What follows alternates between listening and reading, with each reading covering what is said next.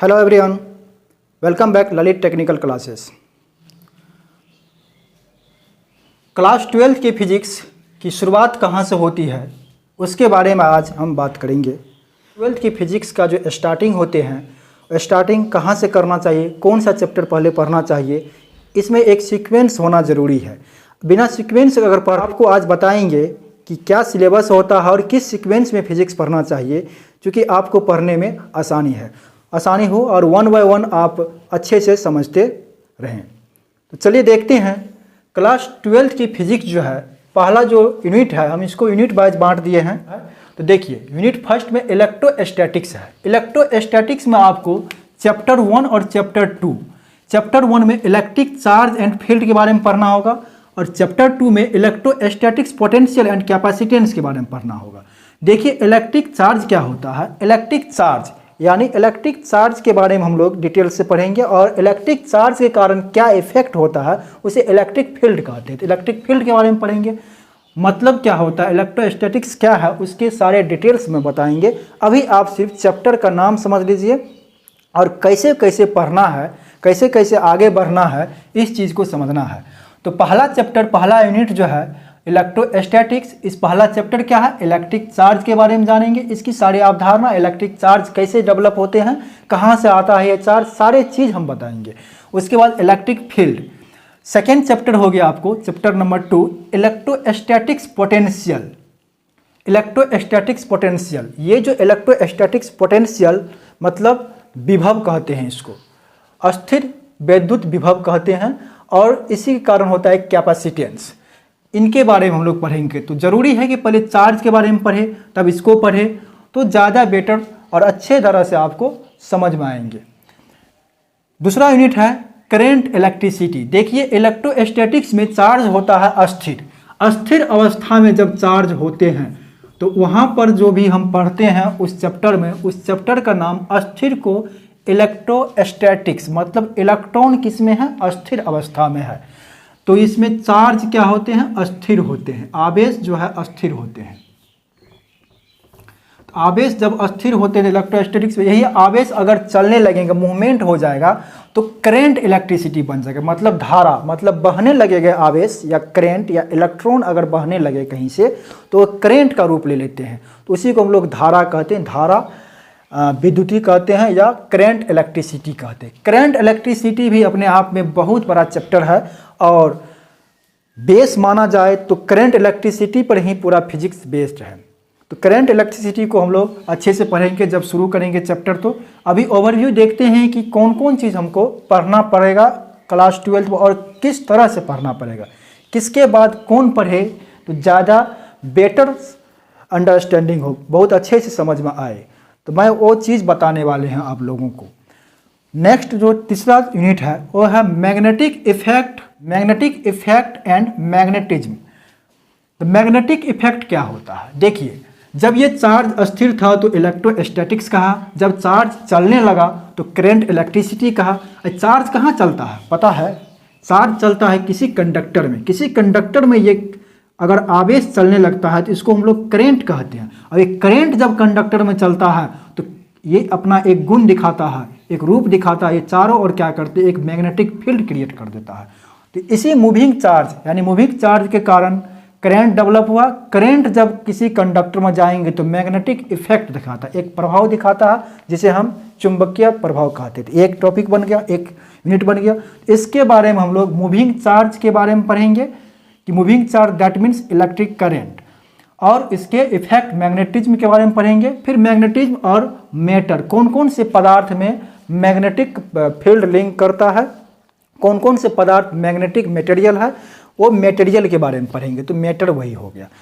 Next चलते हैं चौथा यूनिट में। ये यूनिट में है electromagnetic induction, electromagnetic induction and alternating current. Electromagnetic induction में क्या पढ़ना पड़ता है, तो इलेक्ट्रोमैग्नेटिक इंडक्शन अपने आप में एक चैप्टर है और अल्टरनेटिंग करंट अपने आप में चैप्टर है।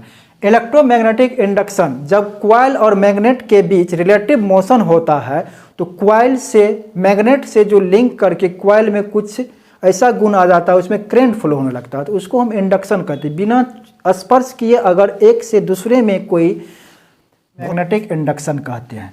जब यही चीज़ होता है तब उसी के कारण अल्टरनेटिंग करंट डेवलप होता है।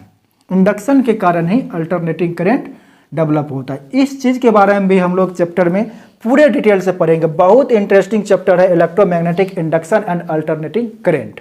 आपको इसी चैप्टर के अंतर्गत RLC सीरीज सर्किट, ये R, L और C सीरीज सर्किट पढ़ना पड़ता है। बहुत सारा चीज़ें हैं, हम सब चीज़ आपको पूरे डिटेल में बताएंगे। नेक्स्ट चैप्टर है इलेक्ट्रोमैग्नेटिक वेव। ये भी बहुत इंटरेस्टिंग चैप्टर है। देखिए इलेक्ट्रोमैग्नेटिक वेव कैसे इस चैप्टर का नाम बना। इधर देखते हैं इलेक्ट्रोस्टैटिक से इलेक्ट्रिक फील्ड बना और ये करंट से मैग्नेटिक फील्ड बना। देखिए अस्थिर आवेश, जब चार्ज अस्थिर था तो उससे कैसा फील्ड बना, इलेक्ट्रिक फील्ड बना, जिसको ई से डिनोट करते हैं। ई से इलेक्ट्रिक फील्ड होता है। और ये चार्ज जब मूव कर गया, ये चार्ज जब मूव कर गया यानी मूविंग चार्ज हो गया, तो मूविंग चार्ज के होने के कारण एक मैग्नेटिक फील्ड डेवलप हो गया। दोनों फील्ड को अगर एक साथ मिला देते हैं तो ये वेव में बदल जाता है। वेव मतलब तरंग के रूप में बदल जाता है। इसीलिए इस चैप्टर का नाम दे दिया इलेक्ट्रोमैग्नेटिक वेव। बहुत ही इंटरेस्टिंग चैप्टर है इलेक्ट्रोमैग्नेटिक वेव। इसे हम शॉर्ट में EM वेव भी कहते हैं। तो इस सारे चैप्टरों पे हम डीपली डिस्कस करेंगे। बाकी अब ये इलेक्ट्रिसिटी, ये टोटल पार्ट को हम लोग इलेक्ट्रिसिटी कहते हैं, मतलब इलेक्ट्रिक इसमें बात हो रही है। इसके बाद जो हम लोग चैप्टर देखेंगे वो होगा ऑप्टिक्स। उसमें लाइट और लाइट से होने वाले घटनाओं के बारे में जानेंगे। देखते हैं लाइट चैप्टर में कौन कौन से आते हैं, ऑप्टिक्स में क्या क्या पढ़ना पड़ता है। तभी तक हम लोग देख लिए इलेक्ट्रिसिटी में कितना चीज़ पढ़ना पड़ता है। एक बार मैं फिर से रिवाइज कर देता हूँ। Electrostatics, current, electricity, magnetic effect of electric magnetism, electromagnetic induction and alternating current, electromagnetic wave. चलिए देखते हैं आगे ऑप्टिक्स में क्या क्या। यूनिट 6 में क्या है, ऑप्टिक्स है। ऑप्टिक्स में क्या क्या पढ़ना पड़ता है, चैप्टर 9 हो जाएगा यहाँ पर। चैप्टर 9 ऑप्टिक्स में मुझे ray optics and optical instrument पढ़ना पड़ता है। रे ऑप्टिक्स मतलब जो लाइट आते हैं, लाइट के आने के कारण परावर्तन होता है, अपवर्तन होता है या रिफ्रैक्शन होता है, या बहुत सारे घटनाएं होते हैं। इन सब घटनाओं को जब पढ़ते हैं तो रे ऑप्टिक्स में पढ़ते हैं। क्लियर।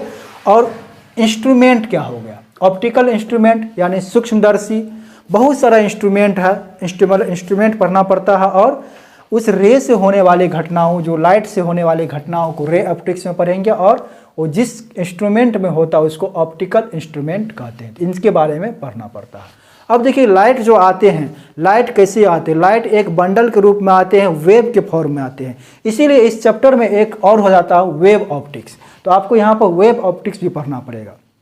तो देखिए मैं जो बता रहा हूँ ये पूरे एक सीक्वेंस में है। पहले आपको इस चैनल पर आकर सब्सक्राइब कर लीजिए और हम आपको सीक्वेंस में सारे वीडियो देते रहेंगे और आपको इस चैनल से और इस क्लास से बहुत ज़्यादा बेनिफिट होगा और बहुत ज़्यादा इंटरेस्टिंग बना देंगे फिजिक्स को। आप मेरे चैनल पर पहले जुड़िए तो सही। नेक्स्ट देखिए यूनिट 7 में, यूनिट 7 में है dual nature of radiation and matter. देखिए लाइट का 2 नेचर होता है। ये चलकर हम आगे चलकर आपको पूरे डिटेल में बताएंगे कि डुअल नेचर क्या होता है। मतलब लाइट का 2 गुण होते हैं, dual nature of radiation and matter. इसके बारे में पढ़ेंगे। ये एक यूनिट और चैप्टर वही है, इसमें कोई और पार्टिकुलर पार्टीशन नहीं किया गया चैप्टर का। उसके बाद है यूनिट 8 में एटम्स एंड न्यूक्लियस। एटम्स यानी किसी भी एटम्स में इलेक्ट्रॉन और प्रोटॉन का क्या स्थान है, कैसे रहते हैं, उसका क्या कैरेक्टरिस्टिक्स है, इस सारे चीज़ के बारे में हम लोग इस चैप्टर में पढ़ेंगे। तो देखिए यहाँ तक ये चैप्टर एक अलग नाम इसका हम दे देते हैं और यहाँ से जो ये चैप्टर है इसका एक अलग नाम। इसको हम लोग ये पूरे पार्ट को ऑप्टिक्स कहते हैं। ये ऑप्टिक्स के अंदर आते हैं। और ये जो है आपको आगे चलकर ये चीज़ डेवलप हुआ, मतलब हाल फिलहाल में, इसीलिए इसको मॉडर्न फिजिक्स के अंतर्गत आते हैं। इसको मॉडर्न फिजिक्स के अंदर हम लोग पढ़ेंगे। तो मॉडर्न फिजिक्स कहते हैं, इसमें एटम और न्यूक्लियस और इलेक्ट्रॉनिक्स डिवाइस के बारे में पढ़ेंगे। इलेक्ट्रॉनिक्स डिवाइस जैसे कि सबसे पहले हमको सेमीकंडक्टर का ज्ञान होना जरूरी है। इलेक्ट्रॉनिक्स डिवाइस में सेमीकंडक्टर से अनेक चीज़ें बनते हैं, डायोड बनते हैं, ट्रांजिस्टर बनते हैं, एम्पलीफाइड डिवाइस बनते हैं और लास्ट में एक टॉपिक पढ़ना पड़ता है लॉजिक गेट। बहुत लॉजिकल है और नाम से भी लगता है लॉजिक गेट और है भी लॉजिकल। एक बाइनरी सिस्टम पढ़ना पड़ता है, बाइनरी एडिशन। आपको लगेगा कि हम जोड़ घटाव पढ़ रहे हैं बच्चे वाले, लेकिन ऐसा नहीं है, बहुत अच्छे और इंटरेस्टिंग है। तो ये मेरा फिजिक्स पढ़ाने का एक तरीका और सिलेबस मैं आपको बता दिए हैं। अगर आपको अच्छा लग रहा है ये चीज़ तो आप अवश्य, आपसे रिक्वेस्ट है कि इस चैनल को ज्वाइन कीजिए और आपको पूरी तरह से पूरी सहायता किया जाएगा और पूरा निःशुल्क रहेगा। ये कहीं तरह से मैं पेड क्लास नहीं चलाने वाले हैं यूट्यूब पर, पूरी तरह से फ्री रहेगा। आप आइए, इस चैनल पर जुड़िए और सीरियल वाइज आपको फिजिक्स का सभी चैप्टर, वीडियो और नोट्स PDF आपको प्रोवाइड किया जाएगा।